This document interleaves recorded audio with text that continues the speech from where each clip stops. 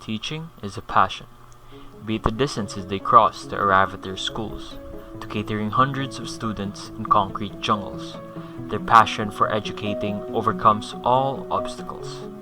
But what will teachers do when they are faced with a global catastrophe posing a threat to education? Amongst these teachers is Maam Melody. She has been a teacher for 14 years and currently teaches at Rizal Elementary School in Panabo City.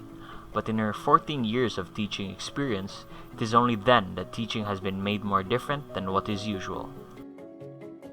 If you compare the normal way during the time before the pandemic, it is really very different from what we call our new normal now. It is really a big shift, not only for the teachers, but most especially for the students. So, considering that it was normal, we have face-to-face classes during that time, how much more now that we cannot have the interaction with our students. So it is a great challenge for all of us. Not only in the public school, kahit sa private school, it is still a challenge. Just like any other teacher, she has her own fair share of concerns about the adjustments done to cope with these challenges, one of which is the nation-dividing debate of academic freeze. It is a great challenge for us teachers to teach during this time because before the pandemic, mahirap na talaga ang teaching. Diba? We can see from the different surveys being done worldwide, nakakahiya man to admit, but Philippines always ranks, if not lowest, we belong to the lowest rank talaga. My first stand was, I think it is very impossible na to continue education with our situation right now. Kasi considering na not all students can afford to have this online class. There is the other modalities like for example the modular. However, it is still very different pag yung teacher meron talagang interaction with the students. Iba talaga. For academic freeze, yan ang pinaglalaban ng marami before we started with our school year for this year. Maraming mga groups that are pro academic freeze. Even ako for a time naisip ko nga bitaw no, why not freeze for this year for the safety of everybody.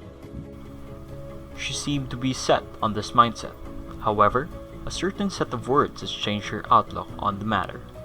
But, sabi nga ng ating Secretary Briones, education cannot wait.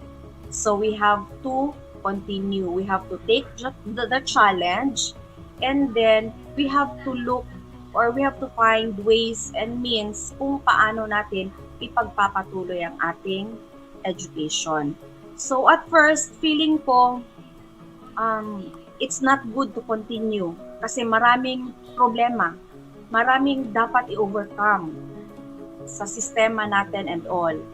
But with the observation na porsigido ang government natin talaga to pursue and go on, so the best that we can do is to cooperate and also do our part.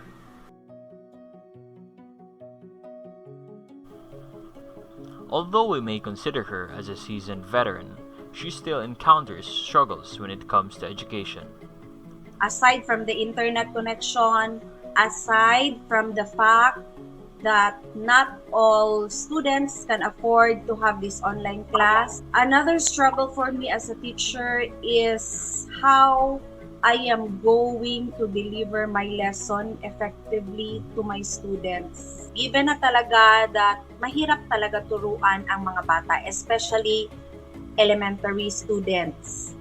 Mahirap sa mga bata, mahirap kasi lalo na ngayon, pandemic time, I am not sure if I am able to get their attention while I am teaching. Hindi ko nakikita anong ginagawa nila behind the camera. While teaching my subject in science, I try to see to it that I use real things talaga. Ipapakita ko sa kanila in front of the camera. I make sure that I use as much as possible the laboratory apparatus that we have in school para at least makita ng mga bata or they can feel na nasa classroom sila. They will have a feel na nasa classroom talaga sila. But even after all the hard work from solving a plethora of problems and coping up with changes, it still brings joy. The joy Maam Melody finds in teaching drives her and the other teachers to continue sufficing the children's hunger for knowledge. I think inspiration really comes from God. Siya talaga, because kahit na yung mga problema na pinagdadaanan natin ngayon, if we are only going to think of ourselves, di ba? Parang pwede natin, okay, sige, online teaching, pero for the sake na nagawa mo yung dapat mong gawin as an online teacher, ganon. But, teaching kasi is a passion. Parang, if you are there, you cannot just ignore kasi nakikita mo or nararamdaman mo yung hunger to learn from your students.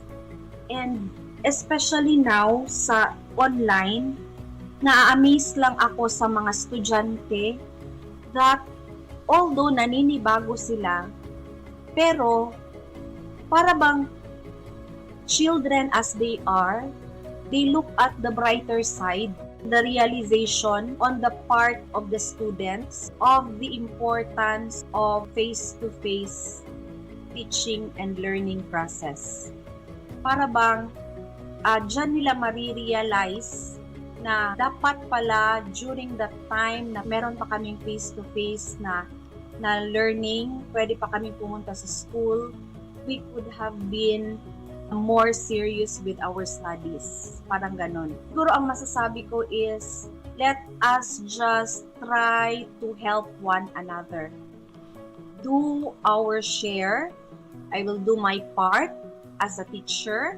Do your part as students. And then parents also, they will do their part as parents in supporting, in teaching also their children. So yun lang, let us just help one another and focus on our goal. Okay, so class, that would be all for today. Class dismissed. Bye!